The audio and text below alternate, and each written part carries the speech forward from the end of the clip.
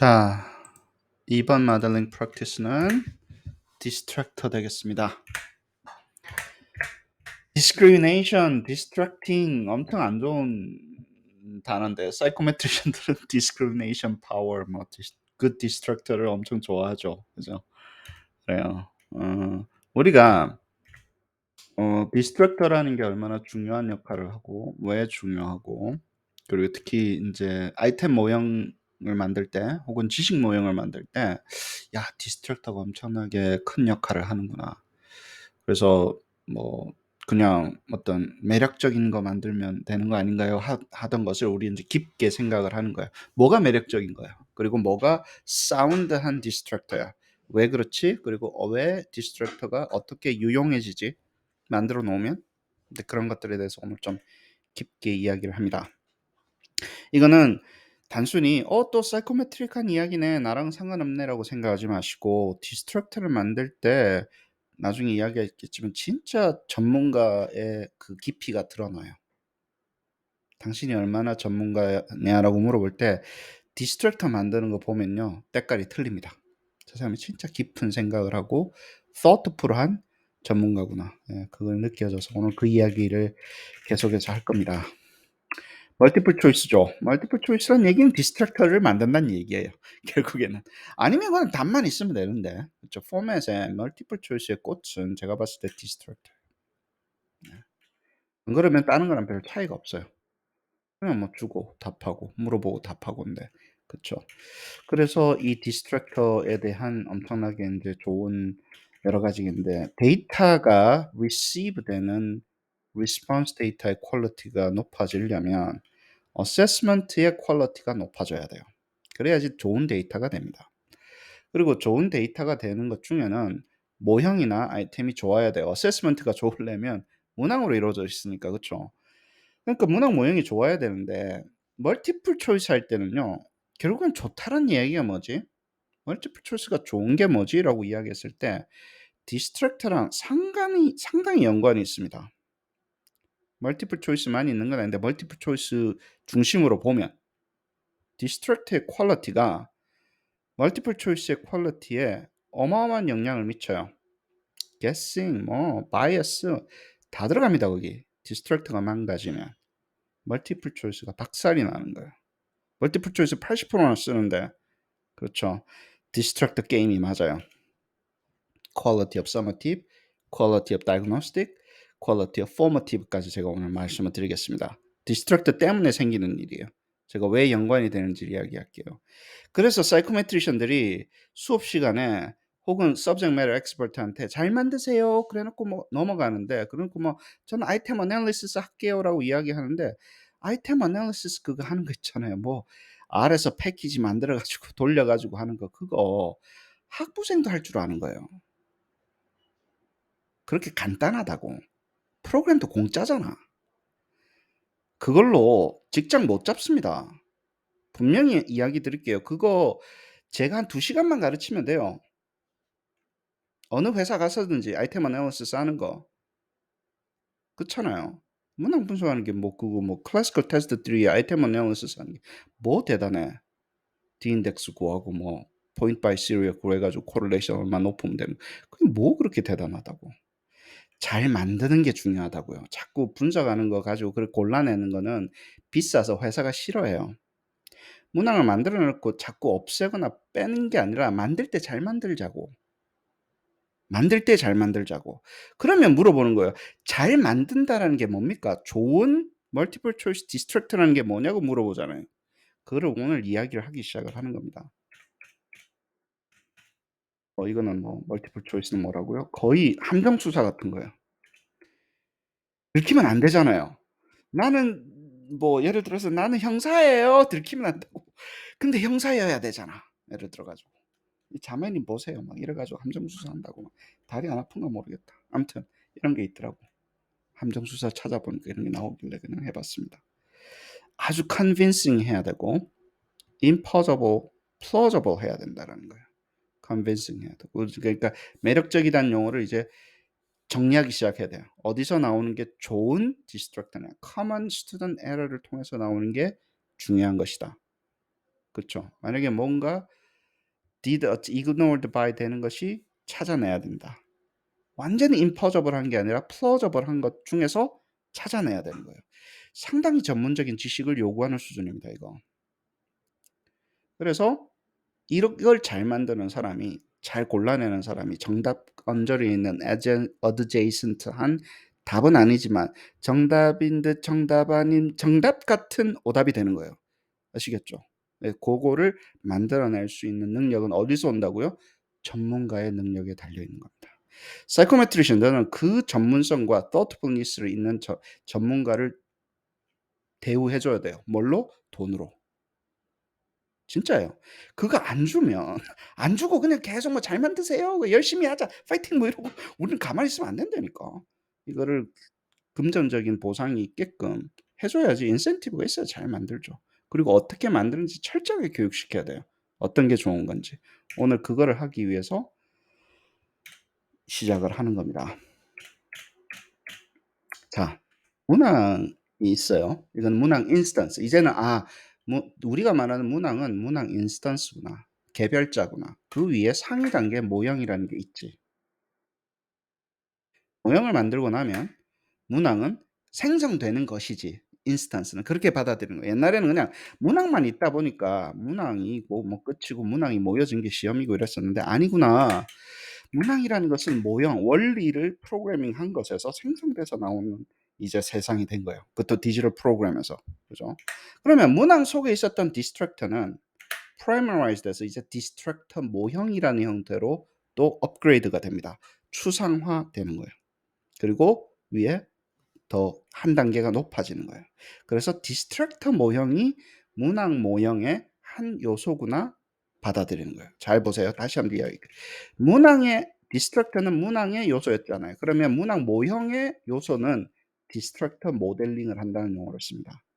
모형화시키는 거예요. 디스트럭터도 이미 연습 많이 했지만 그러면서 질문이 자 어차피 문항은 옛날에는 맞았냐 틀렸냐를 operational해서 eliciting response data 하는 게 purpose였다고요. 문항은 맞냐 틀렸냐 그쵸. 그거를 딱 구분해내는 거였는데 이제는 그거는 이제 그러면서 나온 얘기가 accuracy와 precision of measurement예요. 결국에는 타당과 reliability, consistency를 잘 하기 위해서 우리가 문항이라는 게 존재를 했었다고. 그게 나쁜 것도 아니고 그냥 그렇게 했었다고. 근데 이제 모형으로 넘어가고 그리고 어떤 모형입니까? 심지어는 전산 모형으로 넘어가잖아요. 이게 지금 프로그래밍으로 넘어가는 거예요. 어세스먼트를 만드는 것 자체가. 그러면서 무슨 질문을 하게 되냐면 왜 틀렸지? 가 되는 거예요. 옛날에는 뭐였다고요? 맞았냐 틀렸냐를만 정보를 줬는데 이제는 질문을 다르게 내요. 왜 틀렸지? 왜 얘는 맞추지 못했을까를 하는 질문을 하기 시작해야 된다는 거예요. 모형화할 때는. 그때는 diagnostic assessment, 진단 평가라고 이야기를 하자고. 두리뭉실하게. 그 다음에 틀렸다 쳐. 옛날에는 뭐 어땠어요? 끝났다 끝났다 틀렸으니까 끝났다 박수치고 이제 집에 가자 이러고 이제는 뭐예요? 그래서 어떻게 도와주지? 이야기를 하기 시작을 해야 되는 거예요. 지식을 우리가 얘가 이것 때문에 틀렸으면 어떻게 도와주지라는 그 질문에 해당하는 지식을 프로그래밍을 해야 된다고요. 아시겠죠? 왜 틀렸지도 전문가가만 알아요. 얘가 이거를 선택했을 때는 뭐 때문에 틀렸을 거야라는 지식이 있잖아요. 그 지식을 모형화하는 거예요. 사실은. 그리고 얘가 틀렸어요. 그럼 이럴 때 틀리면 요렇게 틀리면 이런 거를 좀 도와줘야 되지 않는가를 선생님들은 알고 계시잖아요. educational expert는 알고 있잖아요. 그거를 모형화하는 거예요. 그거를 formative assessment의 모형이라고 이야기하겠습니다. 그다음에 또 어때요? 이거 공부하라 그랬는데 안 하더라고. 어떤 애들은 요런 걸 줘야지 공부를 하더라고. 뭘 어떻게 도와줬는데 요렇게 도와주고 안 할 때는 이렇게 해 줘야지 해서 지속적으로 성장이 가능하게끔 하는 어세스먼트도 필요해요. 그래서 저는 이제 두루뭉실하게 fidelity assessment라고 합니다. 충실하게 해서 인제 역량이 계속 성장하게끔 하는 그런 어세스먼트도 3 개로 나눈 거예요. 그러니까 이런 질문을 하기 시작해야 된다는 거예요. 이제 디스트럭터 모델링을 할 때는. 그래서 우리가 서머티브에서 포머티브로 넘어갈 때 뭘 타고 넘어가야 되잖아요. 그게 클리어 컷이 아니잖아요. 뭔가 어떤 식으로 넘어가야 되는데 그 넘어갈 때 저는 절묘하게 디스트랙터를 이용을 합니다. 서머티브에서 포머티브로 넘어갈 때 디스트랙터 타고 넘어가는 거예요. 왜냐면 근거가 있어야 되니까 중간에. 잘 보십시오. 어떻게 타고 넘어가는지. 처음에는 accuracy and precision of measurement가 맞아요. 디스트랙터를 잘 만들어야지 accuracy and precision of measurement가 됩니다. guessing이 많아지면 바이어스이기 때문에 accuracy도 떨어지고 precision도 떨어집니다. reliability도 떨어져요. 그죠? 그건 우리 통계 시간에 수업 시간에 많이 배웠으니까. 그래서 디스트랙터가 중요한 거예요. unbiased 그리고 accurate 한 개. 그다음에 자 보세요. 왜 틀렸지라는 것을 우리가 알고 있잖아요. 요렇게 하면 틀렸을 것이라는 것을 프로그램해서 잡아내는 거예요. 그러면 어떻게 됩니까? 전문가들이 암묵적으로 알고 있던 요럴 때는 요렇게 틀렸을 거야라고 하는 그 암묵적인 지식이 프로그램 속으로 명시적으로 바뀌잖아요. 그것을 우리가 뭐라 그러냐면 explicit representation of cognitive process라고 그래요. knowledge라고 그래요. 특히 과정이 explicitly represent 된다는 거예요. 예를 들어 볼게요. 어떤 사람이 디스트랙터를 만들었어. 스미가 subject matter expert가 만들었어요. 우리 알 수 있어요? 모른다라는 거예요. 이게 왜 좋은 디스트랙터인지 문항을 봐서는 모른다라는 거예요. 그리고 subject matter expert끼리 리뷰를 시키잖아요. 우리가 네 거요 한번 해봐라. 그러고 막 하면 어때요? 네가 어디다 대고 내 거에다가 지적질이냐? 나는 니하고 이야기 안 한다. 쟤랑 이야기 안 할래요. 편을 나눠가지고 선배도 없냐 이 새끼야. 너는 교수들끼리 모아가지고 문항 만들어라. 그럼 지네들끼리 삐져가지고. 왜냐면 크리틱 하라 그러거든요. 실제로 크리틱 하라 그래요. 그러면 한국 사람들 참 그거 못합니다. 어디다 대고 이게 좀 안 좋다는 이야기를 두리뭉실하게 이야기해야 되잖아요. 정확하게 이야기를 못해요. 블라인드 리뷰하기 되게 힘듭니다. 모아놓고 다 친구인데 어디다 대고 이게 좀 제대로 만드세요 이런 이야기를 어떻게 해요? 결국에는 그럼 뭘로 넘어갑니까? 데이터를 컬렉트 해가지고 엠피리컬 데이터로 좀 해야 되는데 그러려면 또 시험 유출에 걸리네. 시험을 치러야 되는데 유출에 걸리네. 죽도 밥도 안 되는 거예요. 그러니까 지금처럼 만들면 뭘 어쩔 줄 모르니까 지금처럼 만들고 있는 거예요. 대한민국은 잘하겠지. 예? 중세 시대는 성에 가둬 놓고 했는데 예? 지금 21세기니까 대한민국은 잘하고 있다고 합시다.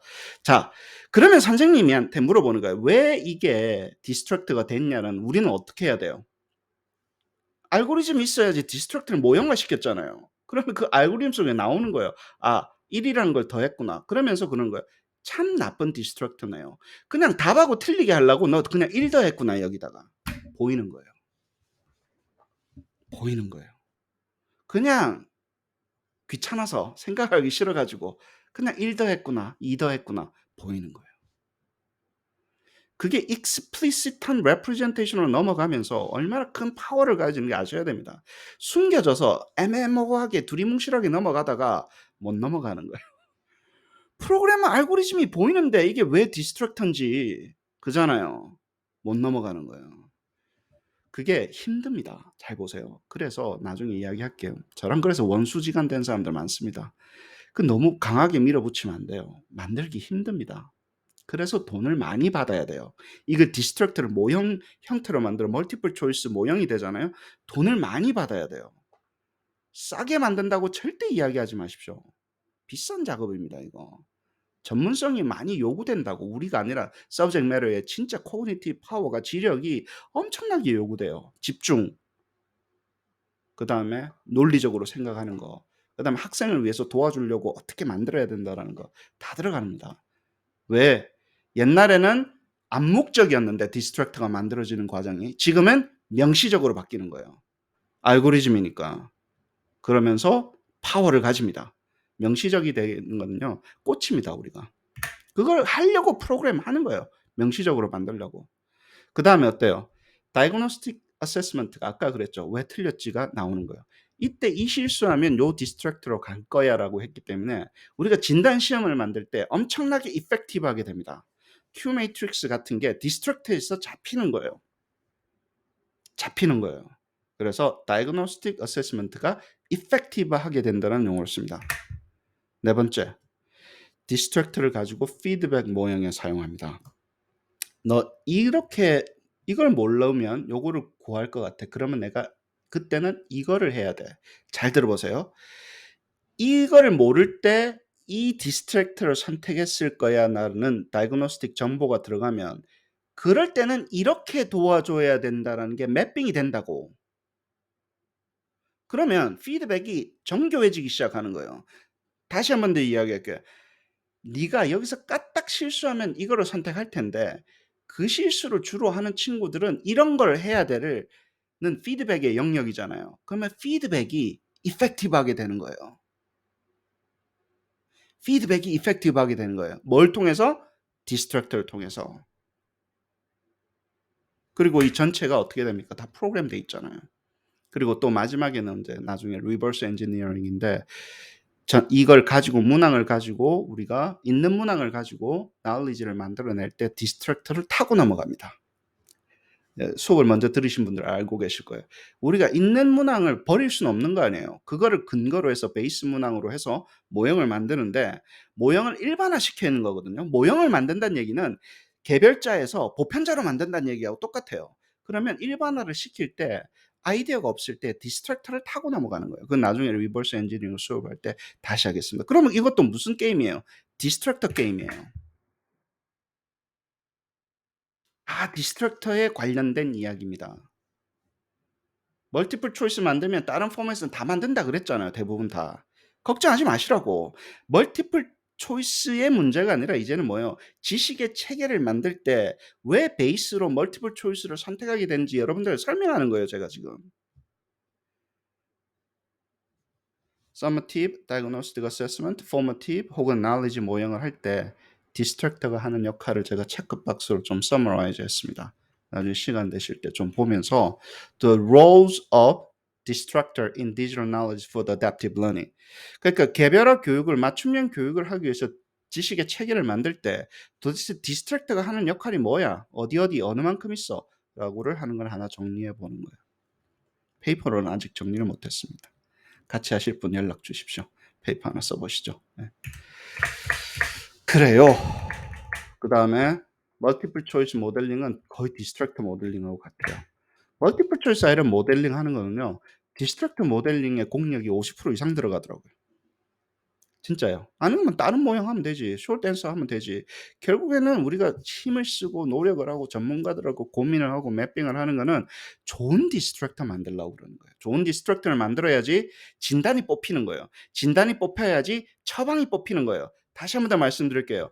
그냥 맞았냐 틀렸냐만 물어볼 것 같으면 그 정보만 알 것 같으면 멀티플 초이스 알 필요 없어요. 왜 틀렸지?를 알아야지 어떻게 도와주지?가 뽑힌다고. 그래야지 서머티브에서 포머티브로 훌쩍 넘어가는 거예요. 제가 지금 파스웨이를 찾은 거예요. 테크 트리를 찾은 거예요. 야, 이거 서머티브에서 포머티브 가야 되는데, 맞춤형 가야 되는데, 어떻게 프로그래밍을 하는 게 효율적으로 가는 길일까 찾아낸 거예요. 한 길을 디스트랙터 타고 넘어가자고. 잘 만들어서. 중요한 이야기 합니다. 10년 동안 찾은 길이에요, 제가. 살리러 가야 될 거 아니에요. 그냥 앉아가지고 뭐 시험만 만들고 앉아가지고 뭐 에헴 하는 게 아니라 학습 속으로 들어가야 되는데 디스트랙터 모델링이 그만큼 중요합니다. 저한테는 중요했어요. 그렇고 다이내믹 디스트랙터라는 또 팁을 하나 알려드리겠습니다.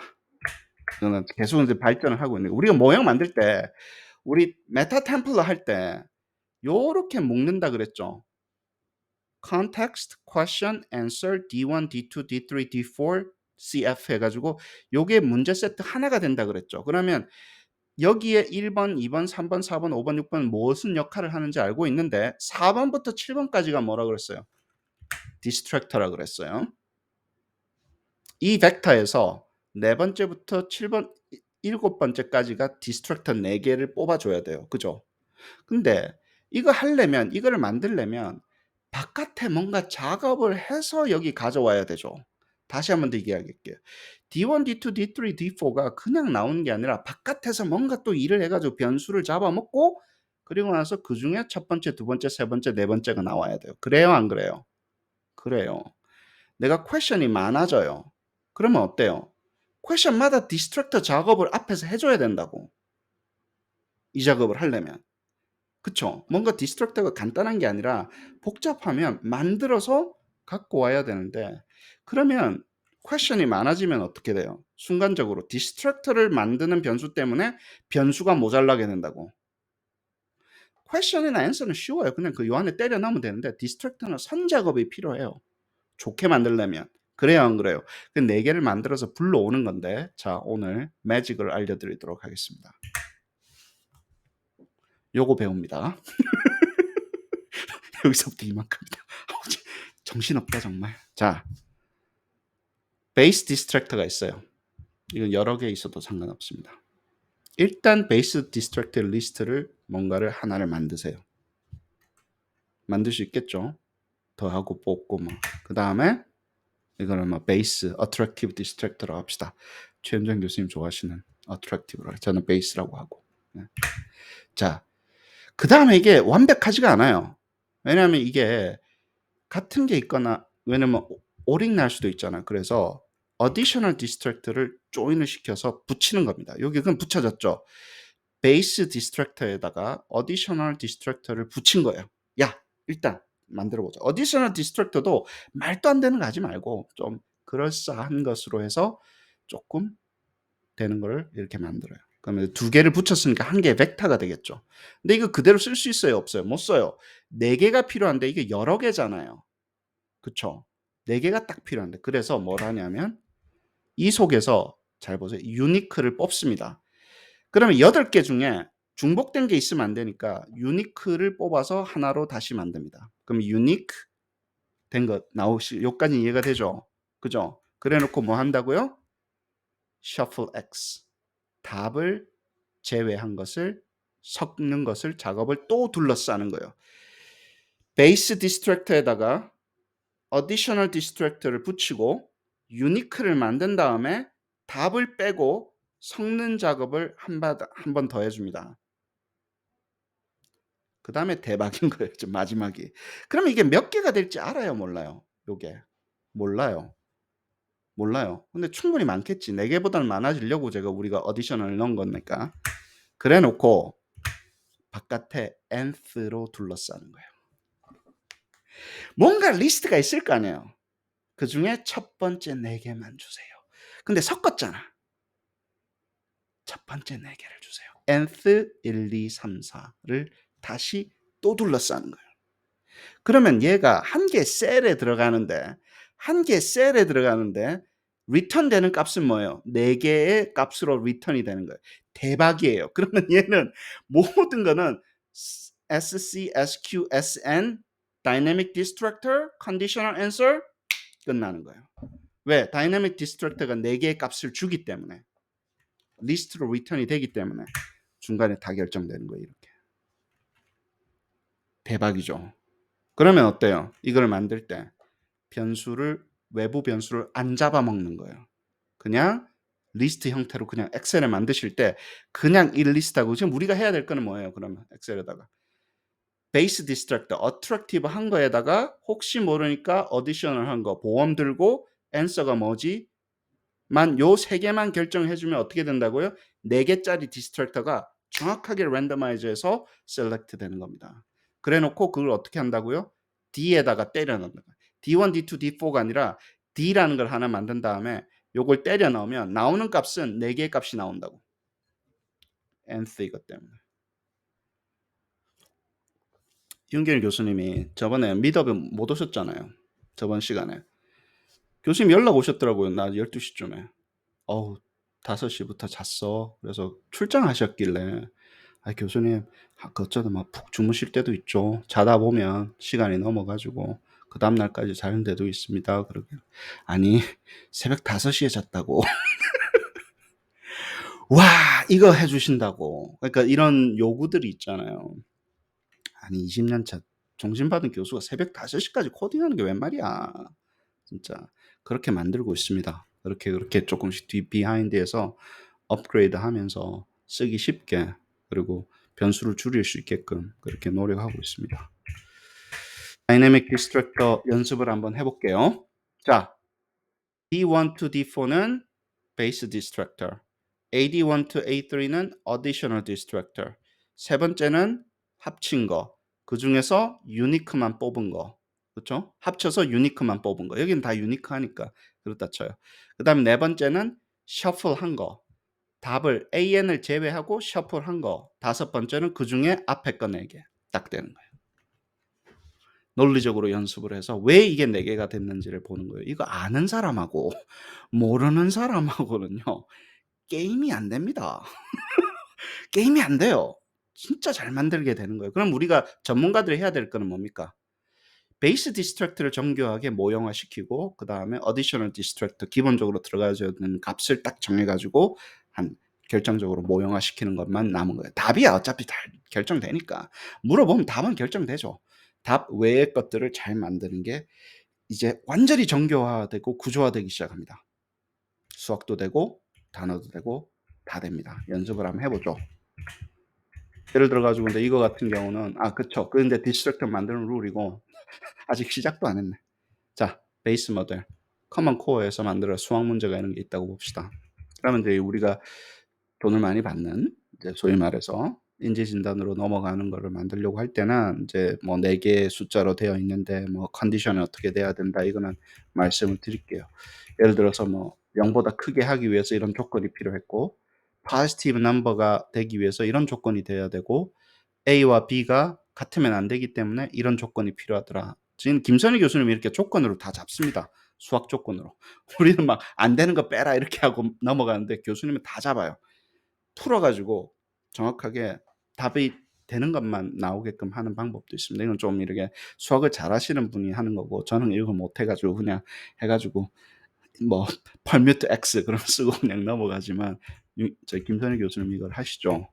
자, 그래놓고 뭘 하냐면 rationalize를 하는 겁니다. 이 distractor는 subtraction을 먼저 해가지고 그쵸. 그 다음에 inside parentheses를 하게 되면 B를 선택했을 거야. distributing negative sign을 정확하게 안 했을 때는 이거를 선택했을 거야. 그쵸. 그 다음에 이거를 inside of parentheses 1번을 distributing 안 했을 때는 이걸 선택했을 거야. 그 다음에 subtraction을 먼저 하고 이거를 두 번째 한 다음에 multiplication을 하고 그 다음에 last subtraction을 하게 되면 이걸 선택했을 거야. rationalize를 하는 거예요. cognitive process를 분석해서 실제로 문제풀이 과정에서 뭐가 어디서 어긋났으면 어디로 갈 건지를 조각을 해보는 겁니다. 근데 이거 진단시험 만들 때는 이렇게 한다고. 예를 들어 진단시험을 진짜 잘 만들 때는요. 어떤 cognitive process에 무슨 실수 때문에 어디로 연결되겠는지의 확률이 높은 거를 잡아내서 rationalize를 합니다. 해줄 때 돈이 올라갑니다.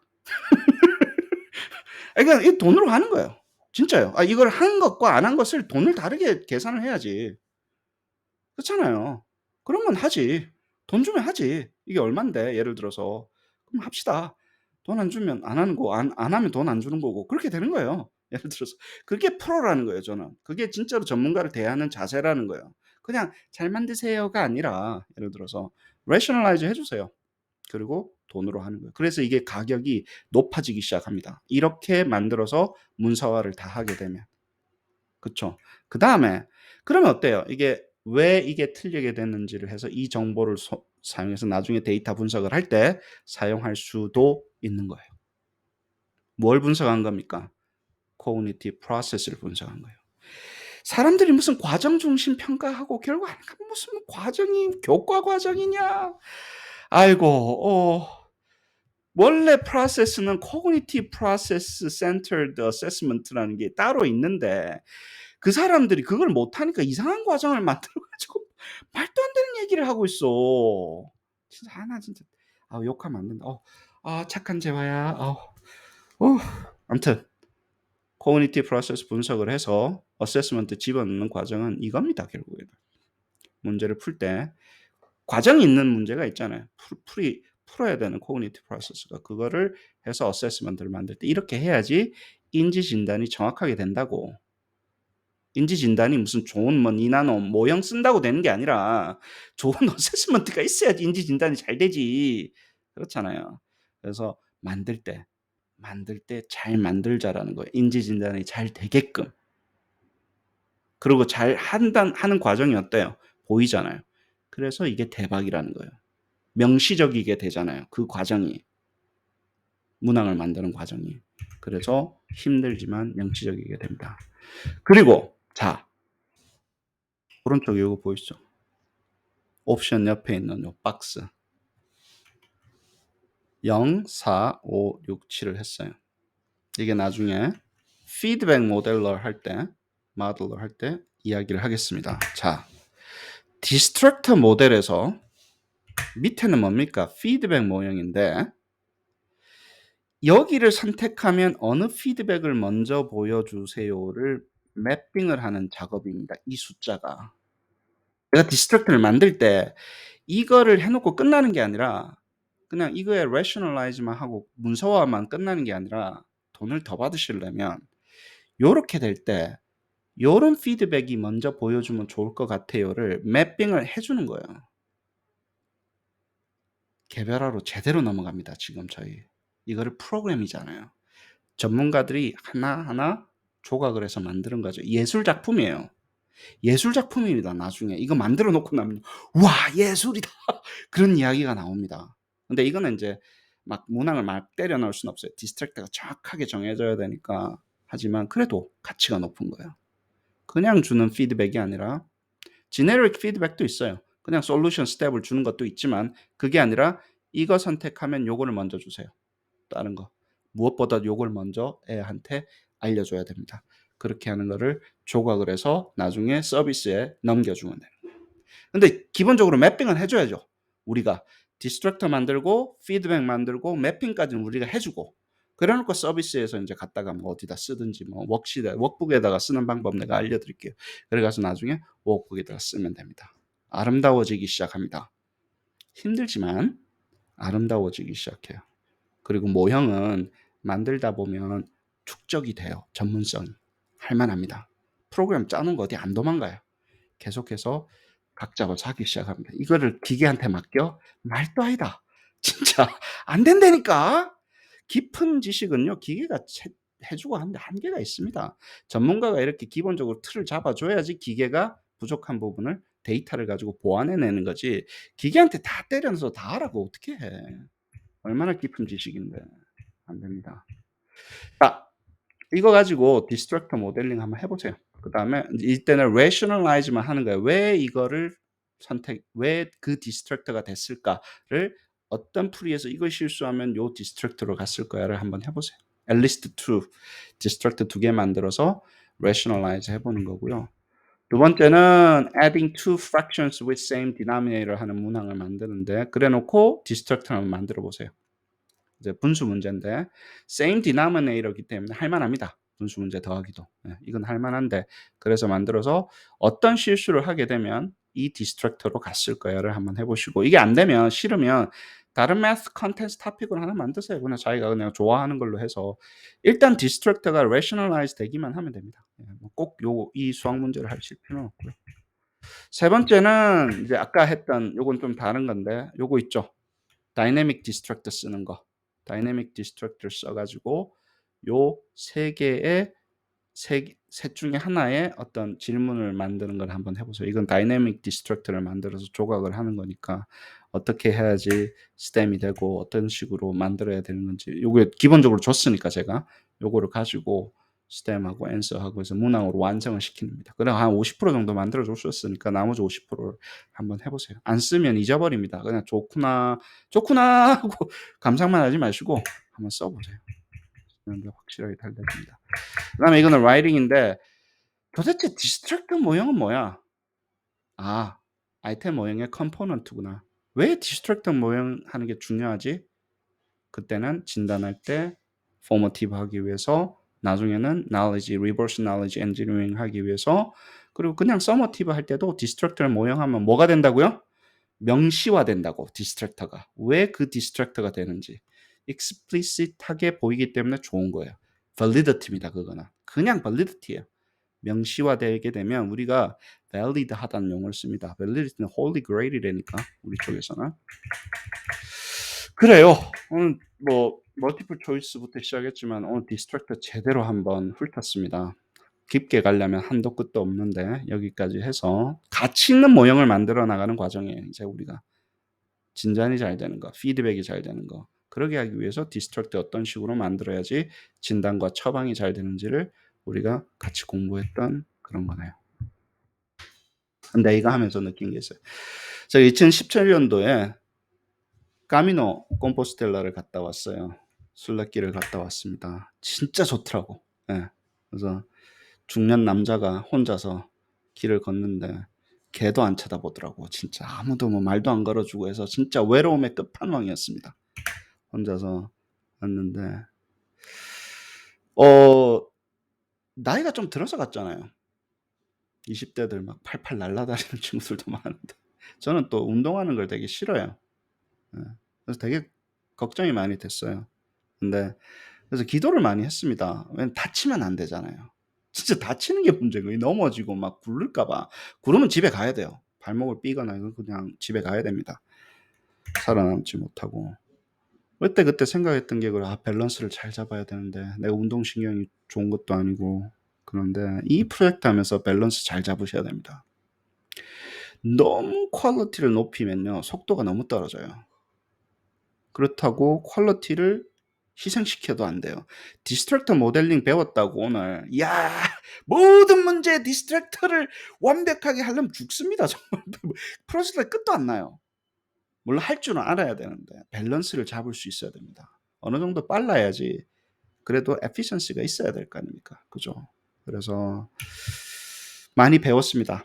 그때 할 때 넘어지지 않고 계속 하려면 한쪽에 너무 힘을 줘서도 안 되고 조절을 잘해야 되는데 끊임없이 밸런싱을 하면서 가야 되는 길이에요. 이게 쉽지 않는 길이라니까.